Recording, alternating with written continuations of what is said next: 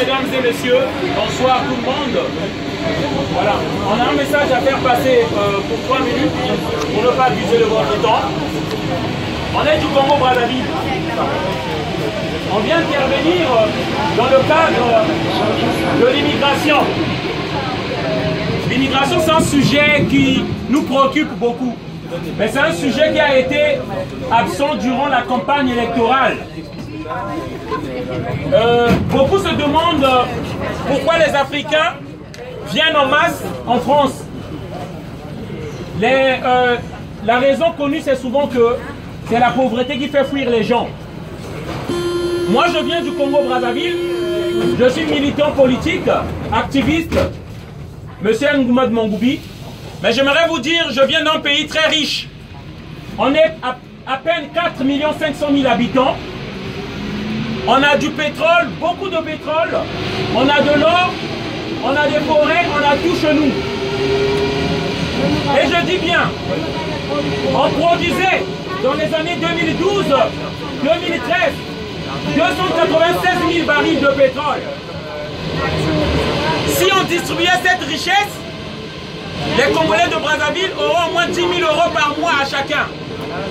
Mais vous vous demandez pourquoi des gens, des habitants, les Congolais viennent en France.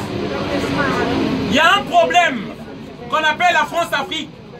La France-Afrique, pour certains, ils pensent que c'est une relation entre la France et l'Afrique. Mais c'est plus une relation des criminels.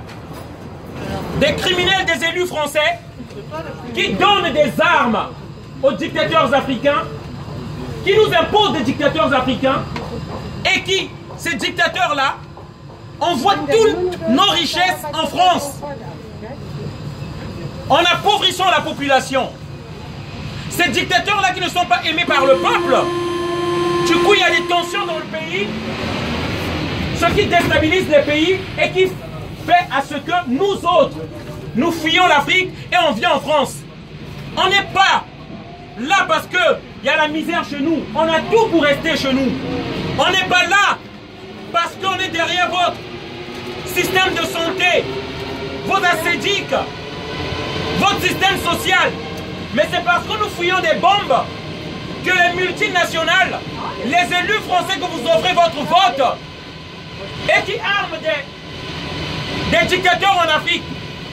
Je prends le cas de Denis Sassou Nguesso. Ce monsieur, 34 ans au pouvoir. Tous les opposants politiques sont en prison. 34 ans au pouvoir.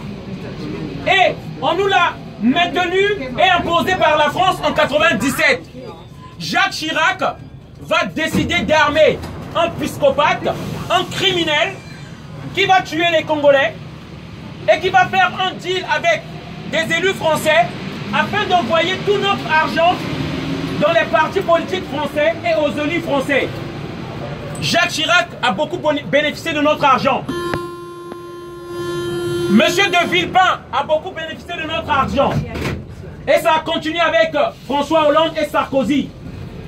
Et ce que je dis là, c'est avec preuve. Robert Bourgi, l'homme de l'Afrique, qui faisait la relation entre la France et l'Afrique, l'a bien dit. Il emmenait des mallettes d'argent. Pendant que les Africains souffrent, pendant que les Africains, l'emploi africain n'a pas le pain pour se mettre dans la bouche, notre argent est donné par les élus français afin qu'ils maintiennent des dictateurs en Afrique. Vous devez savoir, c'est le même système au Gabon avec Ali Bongo. La francophonie est devenue une communauté de dictateurs. Le message que je fais passer, c'est que Macron, pour la dignité de la France, doit arrêter ce système. La France n'est plus la terre de liberté. La France n'est plus la terre de droits de l'homme. La France n'est plus reconnue comme ça. Mais c'est reconnu comme soutien aux dictateurs. Tout notre argent est soutiré pour la garantir la survie de l'enfant français. Pendant que l'Africain lui-même meurt. Je suis là dans une campagne d'éveil de conscience. Vous devez savoir ce qui se passe en Afrique.